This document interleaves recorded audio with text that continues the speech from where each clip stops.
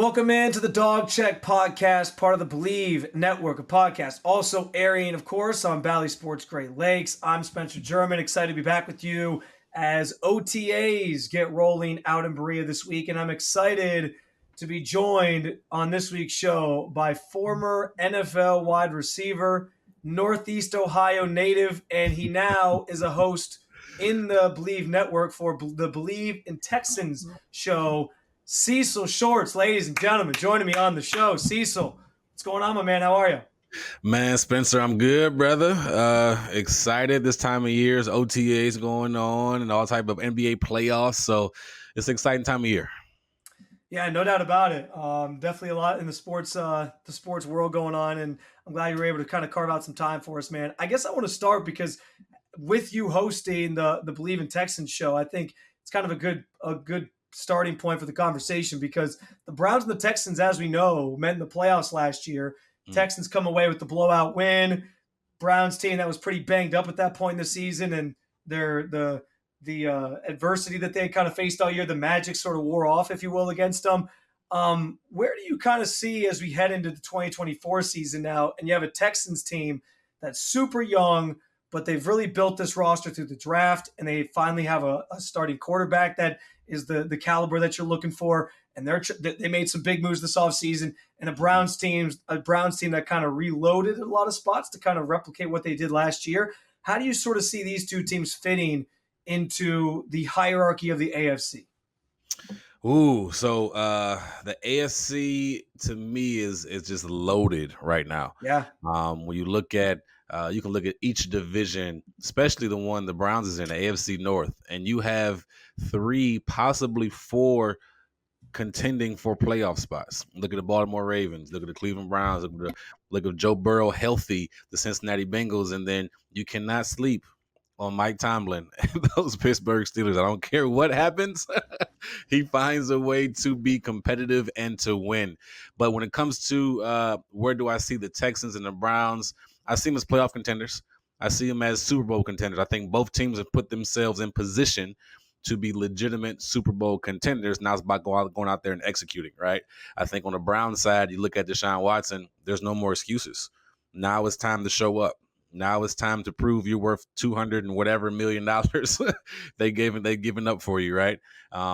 If he is that guy for them, if he can get back to the caliber he was in Houston, if he can stay healthy, along with that running game and Nick Chubb, and they added a few guys in free agency, and that defense continues to be the type of dogs they were last year, one of the best defenses in the league, you have a legitimate shot to be in the AFC Championship and play against the Chiefs and do some good things. And on the same time, the Texans with a young quarterback and CJ Stroud, D'Amico Ryans, you added more weapons to his arsenal with Stephon Diggs. Now there is not a single hole on the offensive side for the Texans. If you look at them on paper, you have a offense that is solidified from the offensive line to the running backs with Joe Mixon now and Dameon Pierce to your top 3 receivers. Stephon Diggs, who's been one of the most productive receivers the last 6 years in the NFL. And then you got Nico Collins, who came on last year with 1,400 yards. And then you got Tank Dell, who was amazing until he got hurt with over 700 yards last year on his way to 1,000 yards. On the defensive side, they still got some work to do, but they added some premier pass rushers and the interior defensive line and Autry from Tennessee, and then Danielle Hunter from the Vikings, and then they added some help in the secondary. So both teams are in the upper echelon of the AFC for sure, and Super Bowl contenders. But as you know, Spencer, you got to go out there and play, and you got to stay healthy. Yeah. So if you go out there and play well, they have a chance. Yeah, and obviously I think for the Browns especially, that's a big narrative going in the next season, especially around Deshaun Watson. And I do want to come back to Deshaun, but in relation to those two teams specifically, you had the playoff game last year. Browns fans probably a little bit shell shocked by it. Do you see the potential? I know they don't play each other this year in the regular season, right, but do you see the potential for these two teams, if they cross paths in the playoffs again next year, to almost become this out of division rivals with each other? Ooh, there's potential there. It's because it's a few storylines, right? It's a few storylines. And you got CJ Stroud, who's an Ohio State guy, but obviously, so I think there's some interesting stuff there for sure. there's a few storylines. I think the biggest one is the quarterbacks, right? Yeah. Deshaun is formerly drafted by the Texans. Actually, I think the Texans traded with Cleveland to draft Yeah. Deshaun Watson.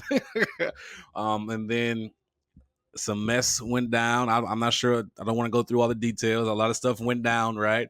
Ends up getting traded to the Houston Texans for 3 first-round picks and a few others, right? And within those 3 first-round picks, Nick Caserio, the GM of the Texans, used a lot of that pick, a lot of that stuff to trade, bargain, move stuff around, and draft some good players. And then they played twice last year.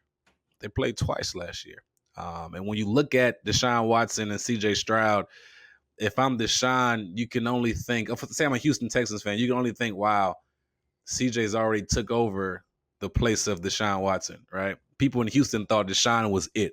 The best quarterback Yeah. we've ever seen in a Texans uniform. Like, oh my gosh, he's amazing. How are we going to get this back? We'll never give him back. Some people wanted him traded, some people didn't, right? The trade went down. And then you go through Davis Mills and others, and it's like, oh, what are we going to do? And then CJ comes. He's like, oh, everybody's like, oh my gosh, he's the best quarterback that ever put on a Texas uniform. So there definitely can be a rival there. And I think it can be if those two teams continue to play well and meet when it comes in the playoffs. Yeah, that'll be fun, especially, the Deshaun narrative is obviously the big one.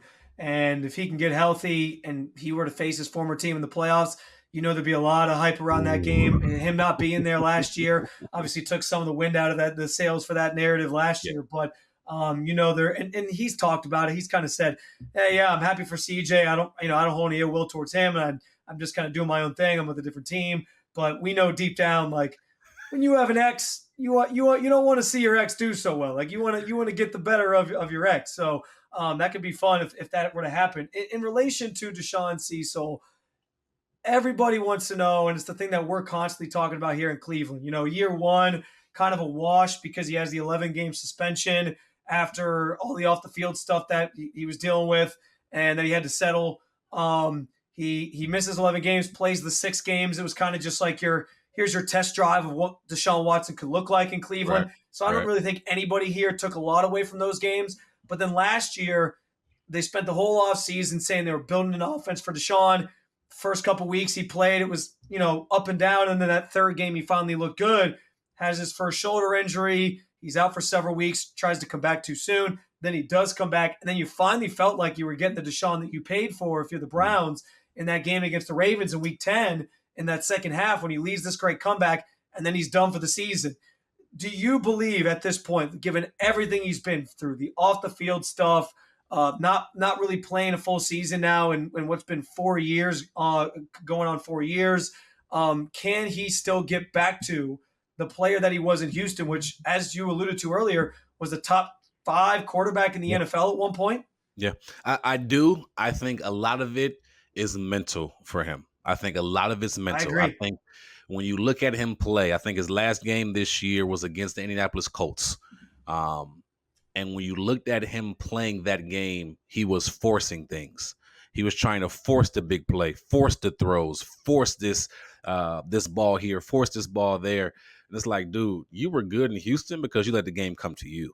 You went through your progression. You took your time. If it wasn't there, you use your feet. You got out the pocket. You hit your check downs. You don't have to force anything. And I think because of all the off the field issues, because of all the turmoil, all the money that's involved, he's trying to prove to everyone and to himself, like, hey, I'm still that guy. I think he just needs to relax. Just relax, be yourself. That's more than enough. There's nothing wrong with going through your progression, hitting the check down, because your check down is probably Nick Chubb, who probably you got the ball in his hands again. You see what I'm saying? Like, you have more than enough weapons. The way Njoku played last year, unbelievable. Like, you have more than enough weapons. Just go through your progression and take what they give you. Like, you can make every throw. Like, that's not even a question, right?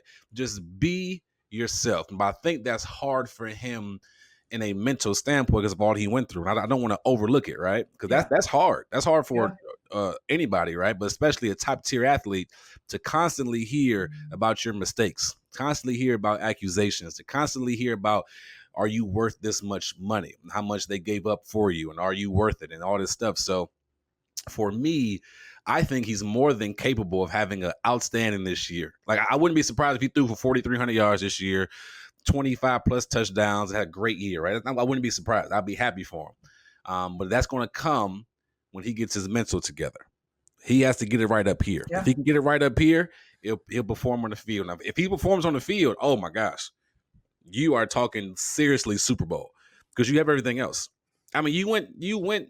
Joe Flacco won how many games last year, and he was the 5th quarterback they had to put in there. You have Like, 4-1. Yeah, 4-1 down the stretch of the season. And see, like, this is really well said, man. Like, this is the stuff I've been kind of harping on, is just this idea that I think it's mental for him. I think he really wants to, like, get it all back. Like, he thinks, if I make this throw, yeah, all is yeah, forgiven, and people start to feel like I'm that guy again, and I can kind of right all my wrongs. And it's not that easy. Like, it's going to take time to repair kind of the off the field image. It's also going to take time for him to kind of reclaim that version of himself that he was. See, so you're a former player.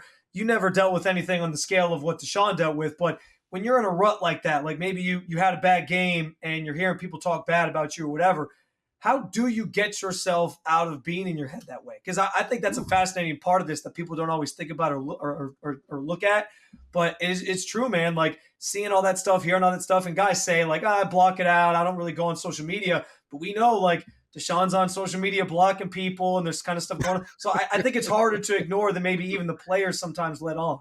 yeah. I think this is one of the hardest things about sports, right?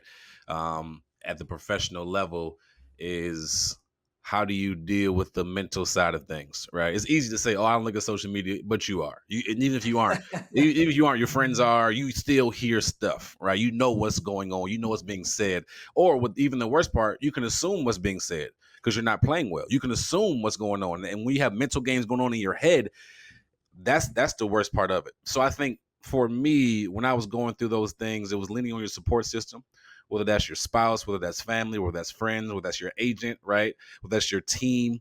Just truly leaning on those people during this time and having them encourage you and remind you who you are. Like, dude, you're here for a reason. Like, you went 12 overall for a reason. You won national championship at Clemson for a reason because you a dog. You still have your position right now. They gave up 3 first-round picks for you because you were a dog. You are a dog. You just go play your game. So you got to find people that can encourage you, people that kind of hold you accountable. Like, hey, with all that being said, you put yourself in this position. Only you can get yourself out of this position, right? But you go out there and just play the game you've been played. I love the head coach with the Browns. I think he does a great job, but he truly has to lean on his support system. And I think his teammates. I think when you see him play, he's trying to do everything. You got Amari Cooper, David Njoku, Nick Chubb. Just give him a hitch. Like, just give them a shot. Yeah, that's all you got to do. Don't force anything. What we saw in the second half, as you mentioned, in the Baltimore Ravens game, going 12 for 12 or whatever it was, driving downfield, making good scrambles, leading them to a game-winning game or a comeback win. That's what we expect each and every week. But you did that by taking what the defense gives you. You didn't have to create every single time. Just take what they give you, brother. Like, it's not complicated. Tom Brady was so good because he made the simple throws in the first quarter, and then in the fourth quarter, I'm like, oh, he's so clutch. Well, he made the same throw in the first quarter. He just did it in the fourth quarter. It's the same stuff. Take what they give you, read the defense, go through your progression, understand who you are as a player and as a person. You can't doubt yourself, no matter what everybody else is saying. You got to stay focused. And it's hard, easier said than done, but you really got to lean on your support system and your team around you to help you through this.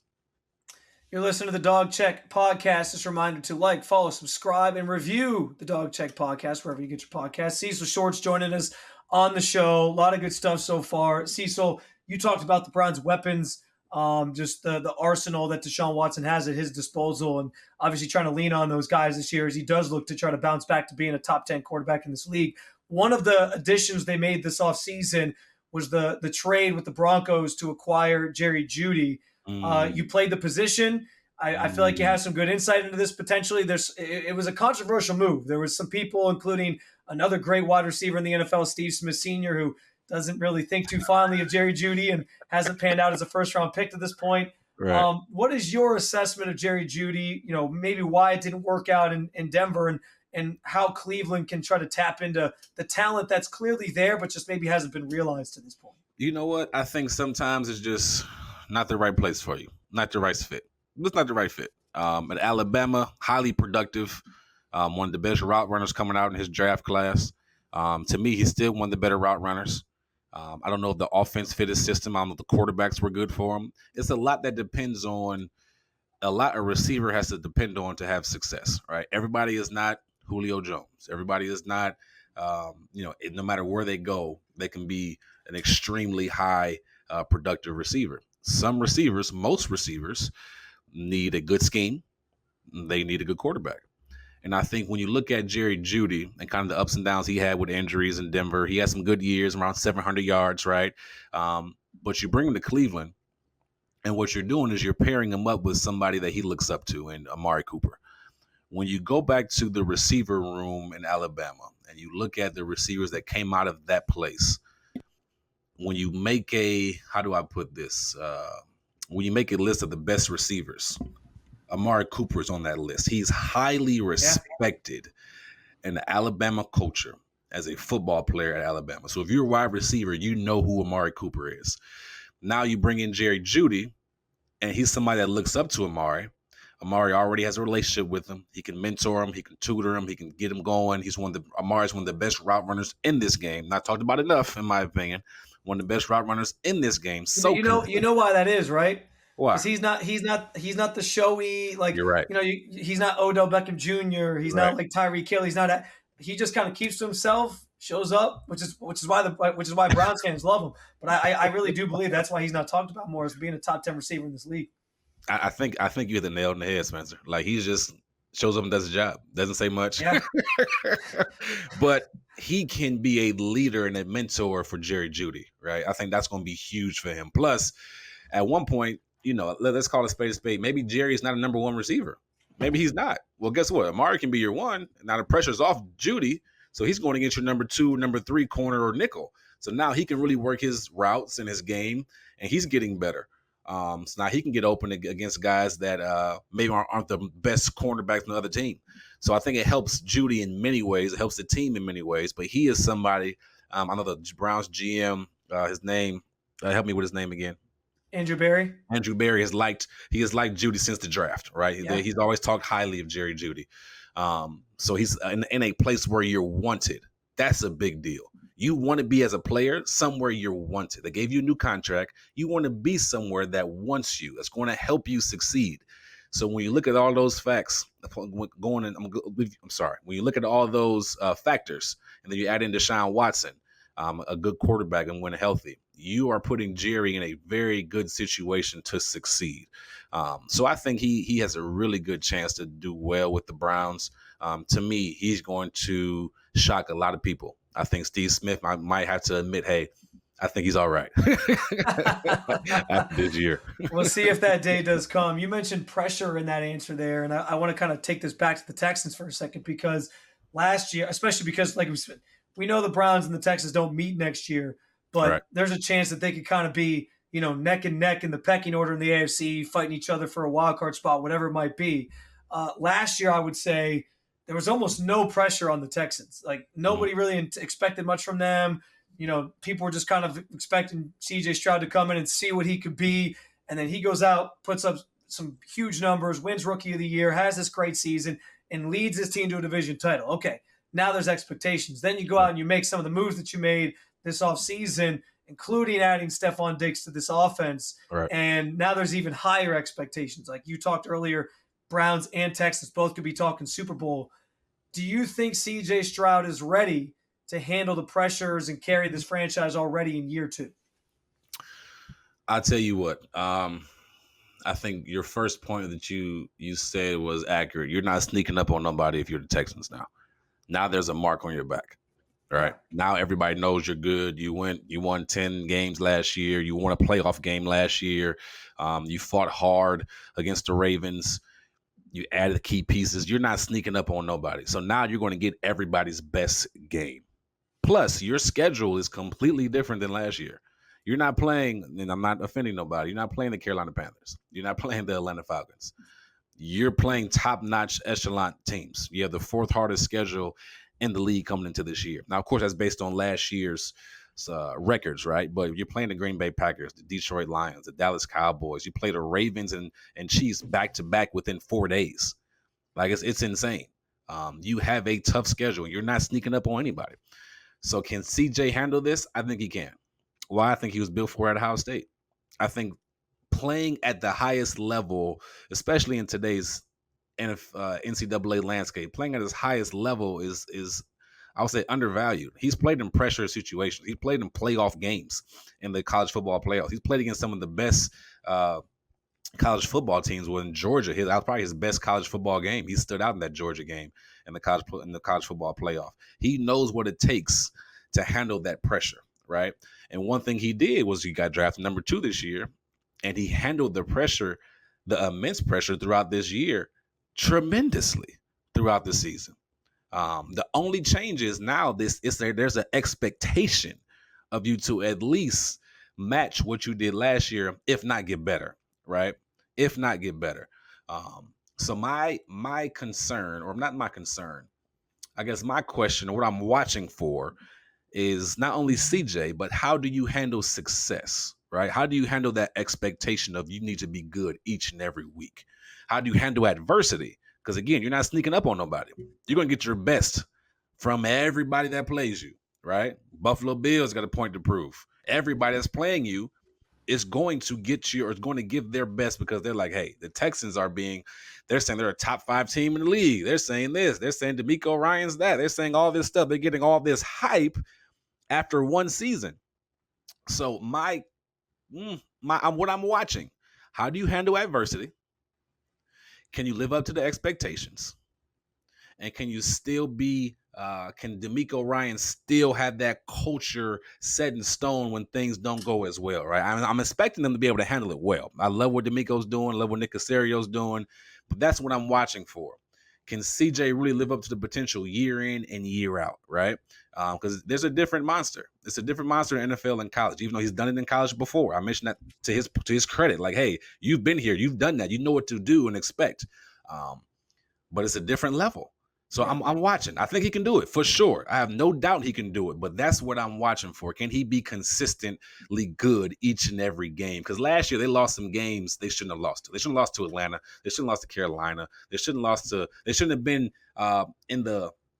they shouldn't have been in the game with some of these teams that were kind of lower than them, right? But they were a young team last year. So now it's about them growing up from year 1 to year 2 and then beating who they're supposed to be beating, and then playing consistently good on a week in and week out basis. You mentioned a bunch of the big matchups they have on their schedule next year, like we mentioned before, but no Browns obviously next year in the regular season at least. Right. But what is there a matchup that has maybe this? Let me word it this way: which matchup for the Texans has like the best storyline that you're most intrigued by on the regular season schedule, based off of what we saw kind of produced last week? Spencer, it's a few. So you got the Bills coming to Houston. And you know that's the revenge game for Stephon Diggs, right? He had some issues. Like, hey, why are y'all? That's gonna be crazy. If you're a betting man, Spencer, I need you to put over 150, over 150 yards for Stephon Diggs. He's gonna go crazy. He is a petty dude. So yes. I got a feeling you're right about that. Yeah, I'm gonna put that bet in the memory bank for this season for sure. Then you look at I'm gonna stick with Stephon Diggs, but when you look at Diggs versus Diggs when they play the Cowboys, corner versus receiver, right? But also that's the Houston Texans versus the Dallas Cowboys. The Houston Texans can't stand the Dallas Cowboys. Dallas Cowboys can't stand Houston Texans. So it's like an in-state rivalry. Who's the better team? And you look at the Micah Parsons, CJ Stroud been hanging out a lot this offseason. You kind of like an in-state rivalry, but you're kind of building it up with those three narratives. So that'll be a fun matchup. Plus, I think that's a Monday night game, which will be exciting. I'm looking forward to probably mostly the Chiefs on December 21st, and then you follow that back up on Christmas Day, actually on Netflix with the Baltimore Ravens. That's going to be a tough back-to-back, right? But I'm looking forward to that because if you are a true contender, you'll be able to win one of those games. You have to win one of those games. Good teams find ways to win in December. I've heard that from every coach I've been a part of. I heard that from every analyst. Good teams find ways to win in December when it matters most. So you have two of the upper echelons in the AFC, the Ravens and the Chiefs, back to back. within 4 days. But the thing about it, the Chiefs and the Ravens have the same schedule. They also play on the 21st. They also play on the 25th. So there's no excuses. You have the same schedule. Yeah. You got to go out there and win. If you're truly a Super Bowl contender, and Spencer, back me up on this, you got to beat Kansas City. Kansas City is the team to beat in the AFC. Yeah. That's just what it is. That's just what it is. So you got to find a way to win those games in December. So those are the matchups I'm looking forward to. You got some fun ones with the Lions on Sunday night, I think it is. Miami comes to town. So it'll be some really good matchups. Jordan Love comes to town, I think, or no, the Texans go to Green Bay, which is always a tough place to play. But those are some of the matchups I'm looking forward to for sure. I'm sorry you got to work on Christmas. I was worried the Browns are going to be on there. I was like, oh please, just give me Christmas, man. Like I know, right? I always anticipate I'm going to have to work a lot during the NFL season, but I'm always like, just not Christmas, just not I Christmas know, with right? the family. Cecil, I'll get you out of here with this, man. And again, I appreciate you joining me on the show today. But from the player perspective, I mentioned it earlier. Browns starting OTAs this week. What are OTAs like as you're kind of building yourself up for the training camp at the end of summer and then the start of the regular season? You know what? It's OTAs are interesting. You always want to put good film out there, right? Because it's 90 guys in OTAs right now. Whether you're a veteran or a rookie coming in, if you're a rookie, your mindset, even a veteran, but you're a rookie, your mind says, I have to stand out each and every single day. I got to make one play that stands out to the coaches, to the GM, like, hey, who is that kid? We got to find a way to keep him on our 90-man roster. It's intense. It's fun. It's really like kind of getting back into the swing of things. So coaches start very basic, right, with the simple plays or the beginning of the plays, and they kind of work their way up. But it's a fun time of year because it's football, baby. Like it's no better time. Like it's really getting back into the swing of things, and it really picks up the intensity as you go along. Training camp's probably the most intensity, but the OTAs is where you gain your momentum. So if you're a young veteran or a guy kind of on the cusp, this is where you make your money. Like, hey, I got to show my face. I got to show I can make plays if I'm a receiver, if I'm a DB, if I'm a special teams guy. And then you kind of got to build your way up from there. But it's a time where it's not too many practices. I think your practice probably is somewhere like 2 days on, a day off, something like that usually. Just getting your feet wet, getting back into it. But it's important to have a good OTAs, getting ready for your little break, and then training camp coming up. But it's a fun time of year for sure. The player perspective from Cecil Shorts. Appreciate him giving us some time on the Dog Check podcast this week. Cecil, can't thank you enough, man. I hope we get a chance to do this again soon.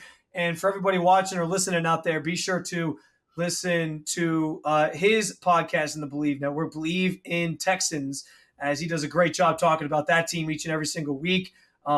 Cecil, can't thank you enough again, man. Just want to remind everybody out there to like, follow, subscribe, and review the Dog Check podcast, wherever you get your podcasts. We're part of the Bleav Network of podcasts and also air weekly on Bally Sports Great Lakes. Thanks for listening. Thanks for watching. And as always, go Browns.